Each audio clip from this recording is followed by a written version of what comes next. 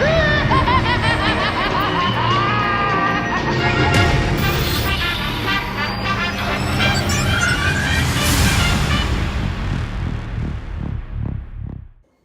there, true believers. This is Guy's Comic Life, and today we are going to be reviewing my new comic book day haul from the week of November 14th, and I'm going to show you the week before, the 7th, because I didn't show you last week. And so we got a lot of books to show you, so I'm not going to waste any more time.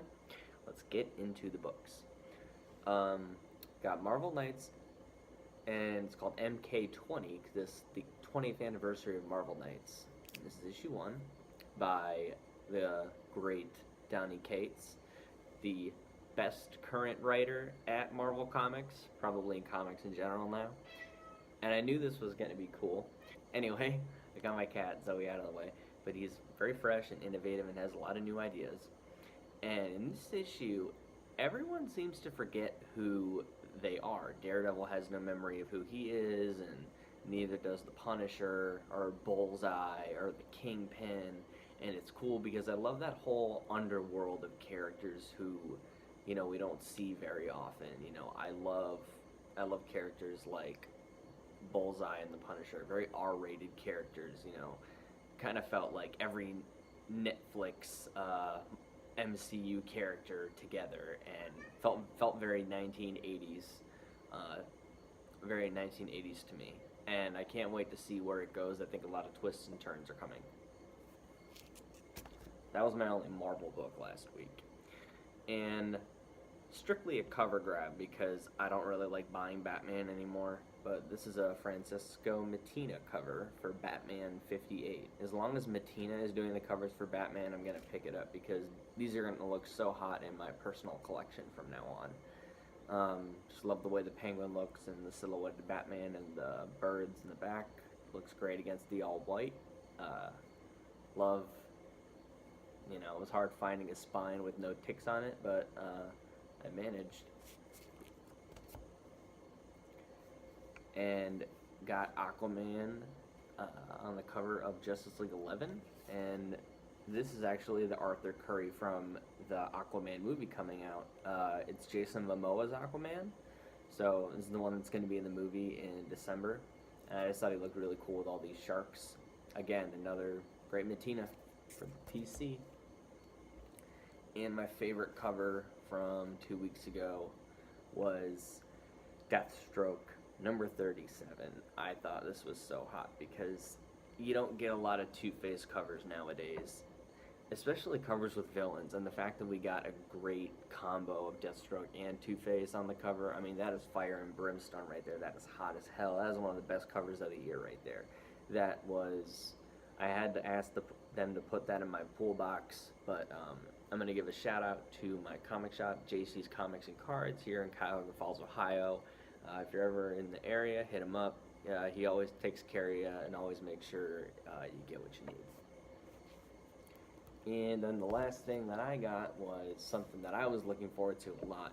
Not because I like the Green Lantern. He's never been one of my favorite characters, but Grant Morrison's one of my favorite writers. I love what he did with Batman, and he's a very, very talented man. And this issue was amazing from start to finish.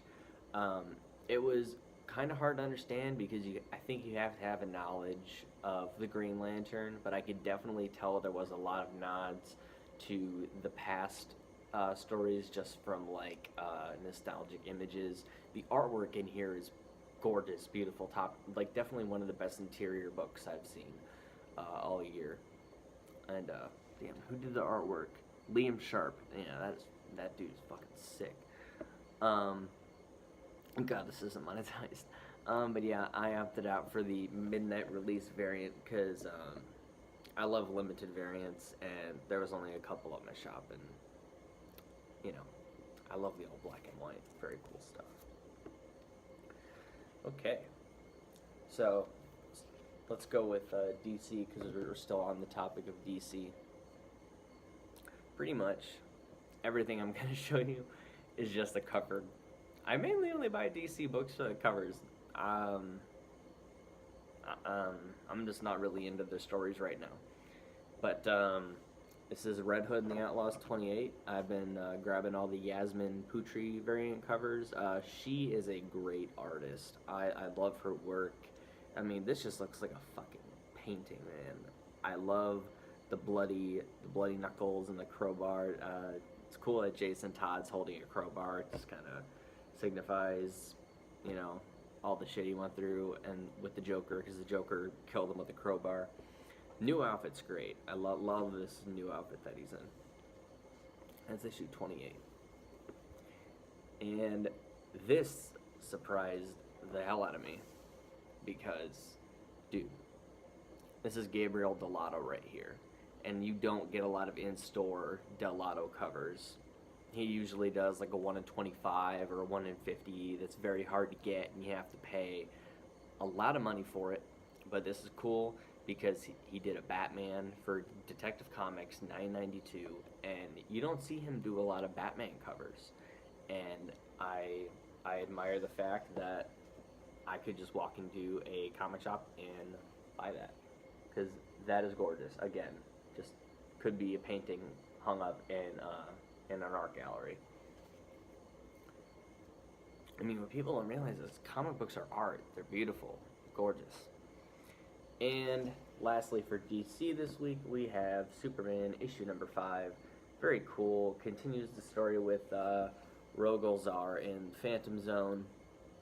And basically, it's really interesting because General Zod is one of Superman's greatest enemies.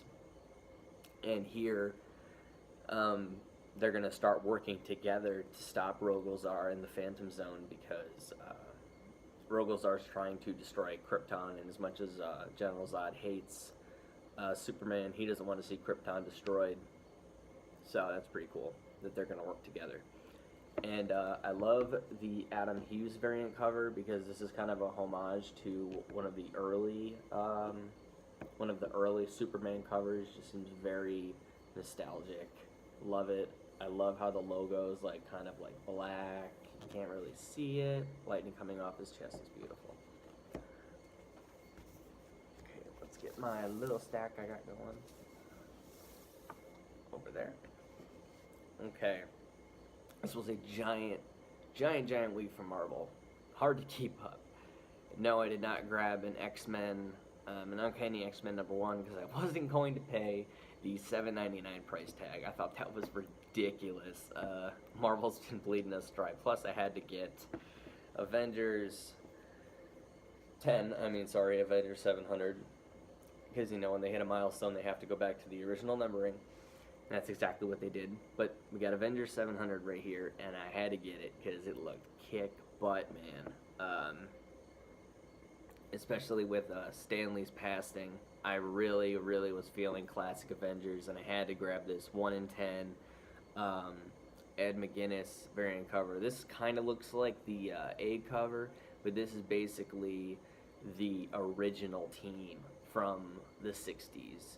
You got the classic logo right here. You've got characters like Giant Man. You've got Black Panther and the Wasp, who aren't in the current lineup, and you have the regular Hulk instead of She-Hulk. So it's pretty cool. Everybody here. I haven't read it yet, but this is the first appearance of the new Red Widow. And I guess you don't find out who she is. So I can't tell you who she is. I gotta read it. And I guess it's the first appearance of the new team. So that's interesting. Key book, but overprinted, so I don't know if it's going to be worth anything. But it's cool to see when an issue reaches 700. So pretty cool. Good job with everyone at Marvel. I could only afford one big book this week, and I preferred the Avengers to the X-Men. Plus, I feel like to understand the X-Men, you need to read everything. And there are way too many X books around to keep up with. Alright, more Donny Cates fire, guys. And when I say fire, I literally mean fire and brimstone with these issues, man. We got Venom 8. I have been looking forward to this so long. God, Venom is a monthly series, and I feel like I gotta wait forever for Venom. And it's been my favorite title all year. This is the best comic book series of the year. I can't wait to do my top 10 comics of the year because you're going to see a lot of Venom in there. So good. One of my favorite Spider-Man villains. And this is how crazy Donny Cates is. He does something and people speculate on his book so hard. You see the Son of Satan symbol on his chest, and everyone was specking the hell out of this book, saying, oh, maybe the Son of Satan's gonna make an appearance. And his first appearance spiked so hard on eBay and everyone was buying into it, and he didn't even make an appearance. So everybody who bought those books got duped, and that's just Donny Cates speculation right there. But in this issue, it's interesting because it's going somewhere, man. You got to pick this up because next week, and it's good that I don't have to wait long for a Venom book. We have Web of Venom, Carnage Born #1, which is a one-shot by Donny Cates coming out next week, and it's all about Carnage Born. I've been waiting for this thing all year, and this ties directly into it because it ends with Cletus Cassidy at the end in like a tube, and he's being handed a codex, a symbiote codex. And it sounds like he's going to join with the Grendel, which is Null's symbiote dragon. So we're going to have like a Carnage dragon Cletus Cassidy. That thing is going to be sick. I can't wait to see Carnage back.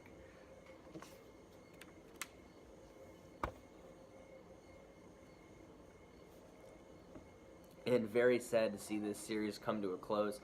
I had asked for the 1 in 50 Campbell variant, but he didn't even order that many copies, so I just went and stuck with the regular cover because I love Jeff Shaw's artwork. Cosmic Ghost Rider #5, how can you go wrong? One of the best limited series of the year. It's issue 5 right here. So we got like 3 generations of evil. We got Punisher Thanos, we got Cosmic Ghost Rider, and Baby Thanos. Very traditional way to end this story, but of course Frank Castle does not take up Punisher Thanos' deal on becoming his herald. He likes doing things his own way, and he doesn't like the apocalyptic future that he created. So he kills Punisher Thanos. He takes Baby Thanos back to his timeline. Says, "I'm not gonna be a killer. I'm above that." And he kind of lets the timeline go back to being what it was. And he's like, "Grow up, be Thanos, because I'm not gonna mess with the world anymore." And it's cool because at the end, I'm going to show you, and I'm pretty sure you're all aware, but Cosmic Ghost Rider rides into the night, and this character is important as hell, and you know it. It says at the bottom, "Will return in the Guardians of the Galaxy next year, #1. He'll be a part of the new team, and that will also be written by Donny Cates." So I'm telling you, man, Cosmic Ghost Rider is going to stick around for a long time. So if you didn't pick up that first appearance, you got to pick it up now because it's only going to go up. The chances of him appearing in a movie are out of this world. Like, probably going to happen. That's what I mean by saying out of this world. And I got to get it. I love The Amazing Spider-Man. Not just his current run by Nick Spencer, but my favorite title. I will always pick it up, whether I hate it or I love it. I love The Amazing Spider-Man. It's the best title in Marvel's history. I love this Humberto Ramos A cover with Black Cat and Spidey. Love whenever Black Cat and Spider-Man are together teaming up. And it kind of seemed like they were going to fight in the last issue because things between them haven't been good, because when Superior Spider-Man, Doc Ock was in Peter's body, he damaged their relationship, and then they fought each other again when Peter regained his consciousness, and they're teaming up again, for real. So it kind of sounds like Nick Spencer is mending that relationship, and the two of them are going to go up against the new villain, Odessa Drake, in the next issue. There were a lot of variant covers for this. There was an Uncanny X-Men cover by Clayton Crane, and even a C cover, I think, too. A lot of Amazing Spider-Man covers, but my shop didn't get them, so I think I would have got this anyway. I love Humberto Ramos. I mean, his artwork kind of got me into comics. Well, helped get me into comics when I was a kid anyway, with his early Spectacular Spider-Man. And I saved the best for last, the best cover for last anyway. I do not pick up this book. This was a cover grab, guys. This cover is hot, it is sick. It is actually already blowing up on eBay. I knew it would, because I walked in and I saw this shit. We got Domino number 8. How hot is this? This is ridiculous. No comic should look this beautiful. Actually, scratch that. Every comic should look this beautiful. I love Morbius the Living Vampire. Domino looks so sexy right here. Man, just like right about to bite into her neck. So hot. Alright, I don't want to sound too weird, but anyway, who did this damn cover? Who did this variant cover? Gang Hyuk Lim. Yep, Gang Hyuk Lim is the cover artist. And since this cover was so hot, I had to grab 2 copies.